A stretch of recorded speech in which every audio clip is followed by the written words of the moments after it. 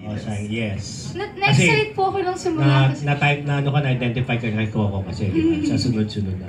Na-excite po kasi syempre po bago po makakasama and lahat sabi ko nga po every time po na may nakakatrabaho ko, lagi po ako may natututunan sa bawat isa. So na-excite po ako ano pong matututunan ko both sides po. So, nagawa na ba yung bahay na pinagagawa mo? Dahil dito? Nagawa na? Hindi mo po... Ano mo sa ko? Pwede rin tanongin. Opo, meron pong... Opo, meron. Tinulungan ka ni Coco. May hagdan na raw. May hagdan na. May hagdan na May iba. bintana na. Meron na po. Konti-unti.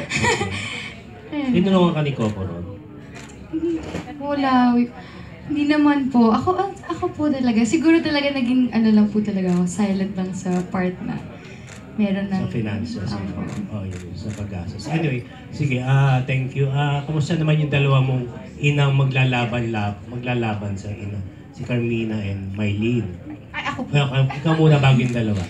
Sobrang masaya po kasi si Tita May po nakatrabaho ka na and ngayon po makakatrabaho ko ulit.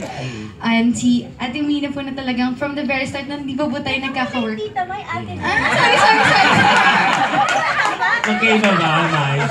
Ate May. Ate lang. Yes. Magatuloy ako na pressure. Nasanay kasi ako nung parang klaro. So yun po, hindi ko pa po kasi nakakatrabaho. Ate ba, tita? Ate Mina. So si Ate Maylina. Dahil hindi ko pa po nakakatrabaho sa Ate Mina. Talaga naging close na po kami. Parang nga pong ate-ate ko na po siya. So, excited po ko. And talagang yung scene nga po namin, na starstruck ako. Kasi first time ko makaka-work sa Ate Mina. So parang, paano to? And super happy ako na yung both mom ko po, talagang mababait po and talagang supportive po. So, ayun, malaking tulong po talaga. Ako, pahinga ko naman.